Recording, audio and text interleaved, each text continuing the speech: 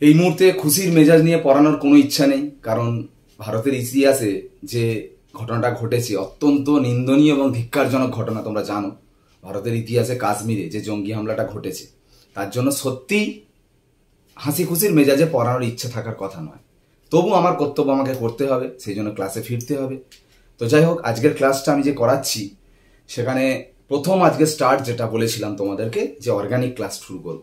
সেই অর্গানিক ক্লাসে যে প্রথম যেটা আমি বলতে চাইছি, যে লেখাটা আছে অর্গানিকের ভয় কিন্তু করা যাবে না।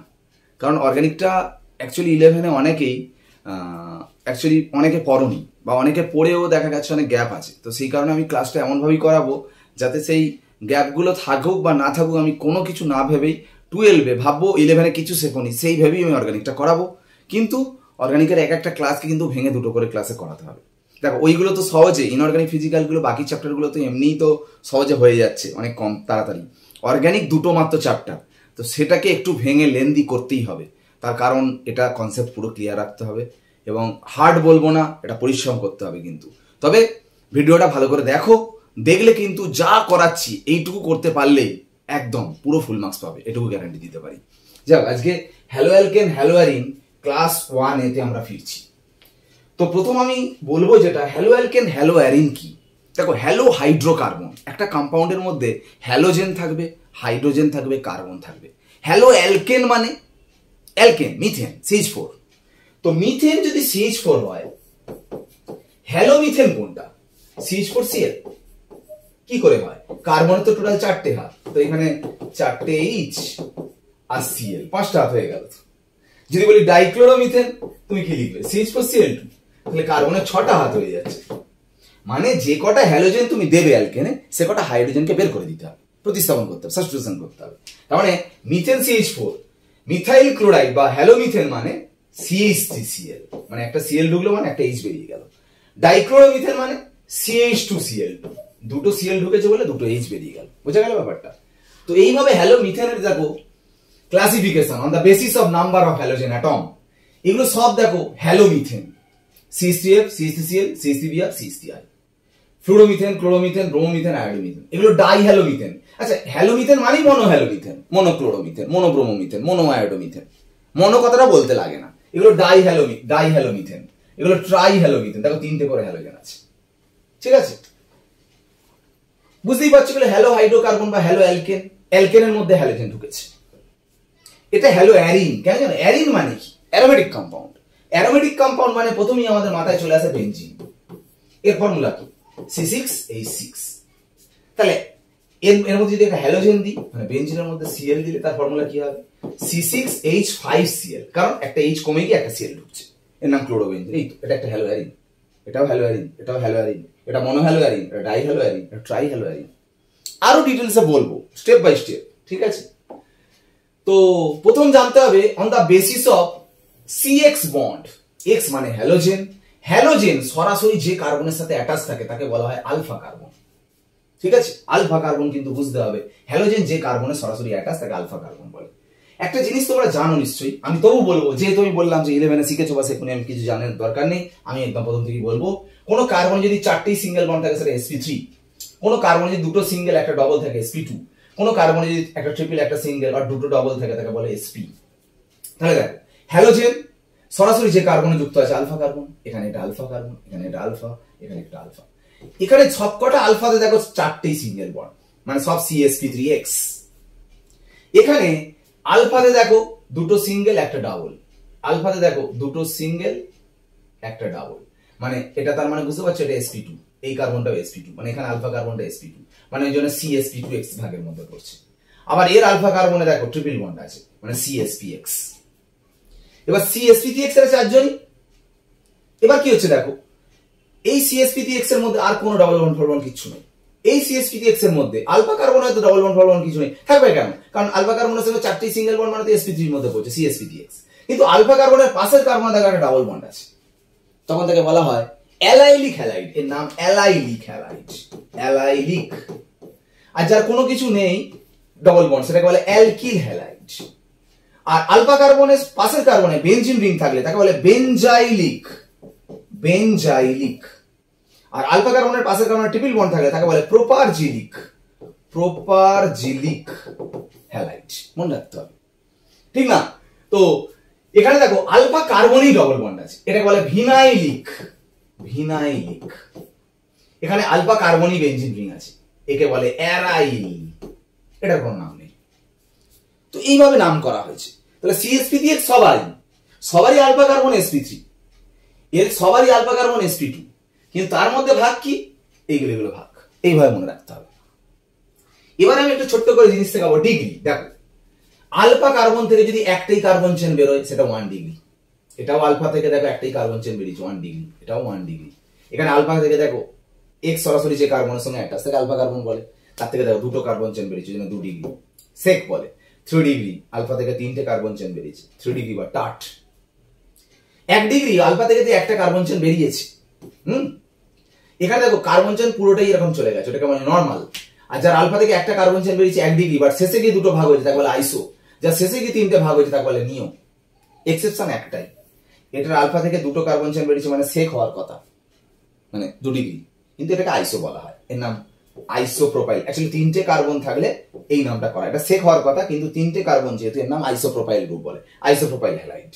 এটা যেমন নরমাল, এটা আইসো, এটা নিও, এটা সেক, টাট, বোঝা গেল ব্যাপারটা? আমি তোমাকে একটা ছোট্ট এক্সাম্পল দিয়ে বলি। দেখো একটা, তোমাকে আমি একটা কম্পাউন্ড আঁকছি, দেখো যে Cl এইরকম একটা যৌগ হয়ে গেছে, ঠিক আছে? এখানে তোমাকে বলা হলো ক ডিগ্রি বলো, 1 ডিগ্রি 2 ডিগ্রি 3 ডিগ্রি না, ক ডিগ্রি বলতে হবে, আর অ্যালাইলিক না বেঞ্জাইলিক না ভিনাইলিক না অ্যারাইল সেটা বলতে হবে। এমসিকিউ অপশন যেরকম ভাবে থাকতে পারে, তো কি করে করবে? তো প্রথমে হাইড্রোজেন দিয়ে ফিল আপ যদি করো, এগুলো সব কটা কার্বন বসাও, আগে কার্বন বসিয়ে রাখো। এইটার একটা বন্ড হয়েছে মানে CH দিলে, এখানে 3টে বন্ড হয়েছে মানে মোট 4টে বন্ড করতে হবে, CH দিলে, এরও 3টে বন্ড হয়েছে মানে একটা CH দিলে, এরও 3টে বন্ড হয়েছে মানে CH দিলে, এর দুটো বন্ড হয়েছে মানে CH2 দিলে, এটা CH দিলে। হ্যালোজেন কোনটা? এটা হ্যালোজেন ডাইরেক্ট অ্যাটাচ কোনটা? এটা আলফা কার্বন। ভালো করে দেখো, আলফা কার্বন তার কিন্তু 4টে সিঙ্গেল বন্ড, একটা দুটো 3টে, এই এইচটা আছে মানে এইচটা যদি আমি বাদ দিয়ে যেটা খুলে লিখি 4টে সিঙ্গেল বন্ড, তার মানে sp3, মানে CsP3x এর মধ্যে পড়ছে। কিন্তু আলফা কার্বনের পাশের কার্বনে কি আছে? ডাবল বন্ড আছে, মানে এটা অ্যালাইলিক। ক ডিগ্রি এবার কি করে বলবে? দেখো আলফা কার্বন থেকে কটা কার্বন চেন বেরিয়েছে? এটা কার্বন চেন, ক্লোরিন তো, এটা কার্বন চেন, এটা তো hydrogen, carbon chain, carbon chain মানে এইটা, কার্বন চেন মানে এইটা। তাহলে দেখো আলফা থেকে দুটো কার্বন চেন বেরিয়েছে, মানে এটা 2 ডিগ্রি, মানে সেক, তার মানে সেক অ্যালাইলিক হ্যালাইড বা 2 ডিগ্রি অ্যালাইলিক হ্যালাইড, এটা বলতে পারো। বুঝে গেল ব্যাপারটা? এইভাবে তোমাকে কিন্তু ভাবতে হবে। নেক্সট আমরা আসছি, দেখো বন্ড লেন্থ। একটা কথা শোনো, ফ্লুরিনের সাইজ সব থেকে ছোট জানো, অ্যাটম সাইজ। একদম গ্রুপের নিচে আয়োডিন আছে, অ্যাটম সাইজ বড়। অ্যাটমের সাইজ বড় হলে বন্ড লেন্থও বড় হবে, CI লেন্থ বড়। বড় বন্ড হলে সঙ্গে সঙ্গে ভেঙে যাবে, ছোট বন্ড ভাঙতে দেরি, ওই জন্য এর বন্ড ডিসোসিয়েশন এনথালপি কম। দেখো বন্ড ভাঙতে কম শক্তি লাগে, এর বেশি শক্তি লাগে। ওই জন্য মিথাইল আয়োডাইড সহজে ভেঙে যায় বলে মিথাইল আয়োডাইডকে এমনি সূর্যের আলোয় রাখলে বন্ড ভেঙে গিয়ে আয়োডিন বেরোয়, মানে ভায়োলেট কালার দেখা যায় ওই জন্য, ঠিক আছে? মানে CI বন্ড তাড়াতাড়ি ভেঙে যায়, আর বন্ড ভেঙে যায় বলে I- তাড়াতাড়ি বেরিয়ে যায়। I- বেরিয়ে যাওয়ার পক্ষে ভালো, বেরিয়ে যায় জায়গাকে কি বলে? লিভ করা বলে। মানে I- is good living group, মানে বেরিয়ে যাওয়ার পক্ষে ভালো, তাড়াতাড়ি বেরিয়ে যায় I-, যেহেতু বন্ডটা তাড়াতাড়ি ভেঙে যায়, ঠিক আছে? এবার আমি একটা জিনিস আসছি, ডাইপোল মোমেন্ট।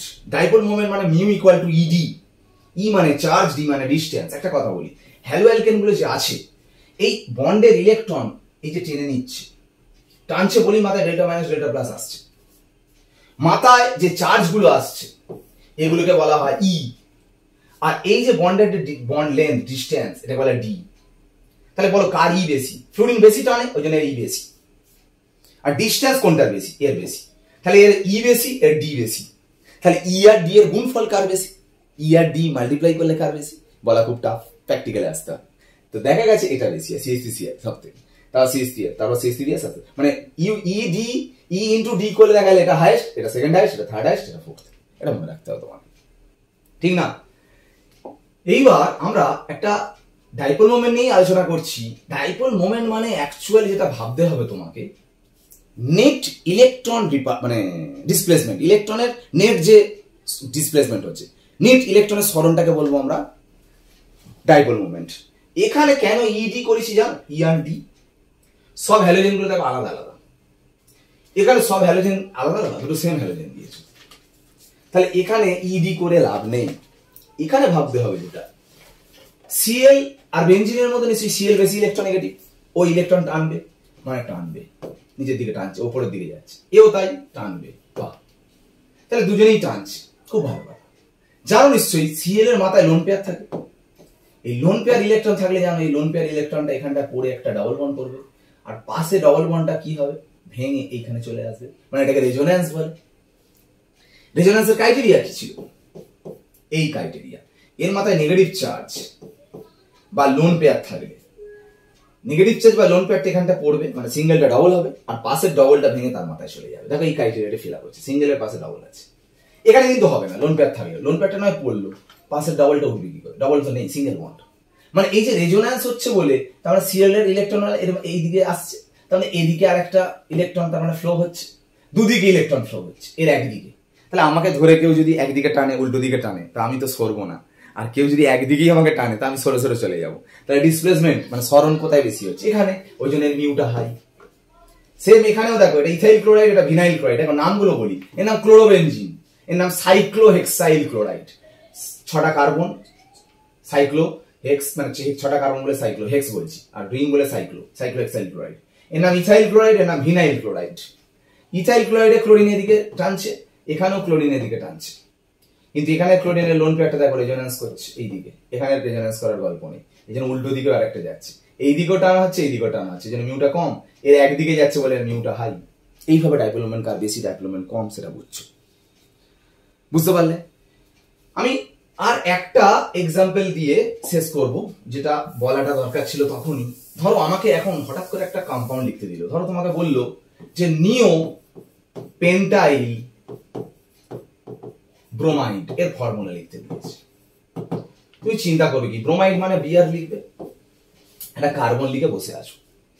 নিও মানে আগে ভাবো ক ডিগ্রি, 1 ডিগ্রি 2 ডিগ্রি না 3 ডিগ্রি, 1 ডিগ্রি, তাই তো বলা হয়েছে। দেখো কই, এই তো নিও 1 ডিগ্রি, মানে কি আলফা থেকে একটাই কার্বন চেন বেরোবে, কিন্তু লাস্টে আবার 3টে ভাগ হবে।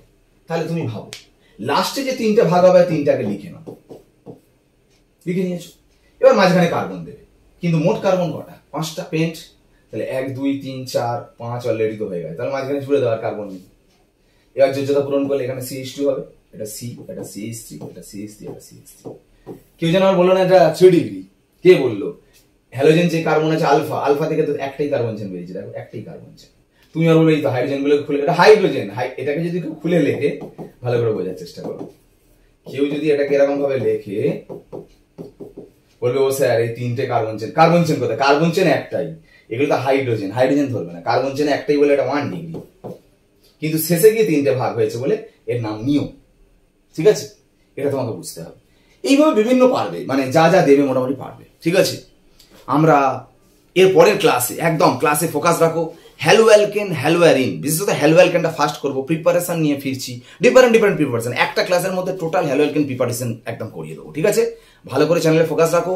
অর্গানিকটা কিন্তু খুব গুরুত্বপূর্ণ বিষয়, কারণ অর্গানিক দুটো চ্যাপ্টার কিন্তু যদি এটা গ্রিপে আনতে পারো তাহলে একদম ফুল মার্কস, এইচএসে 100% অ্যাচিভমেন্ট করার জন্য একদম মোক্ষম উপায়। ঠিক আছে, একদম ভালো করে করতে হবে। Next class hello alkane preparation নিয়ে আসছি, আজ ক্লাসে কিন্তু শেষ করলাম। ওকে, বাই।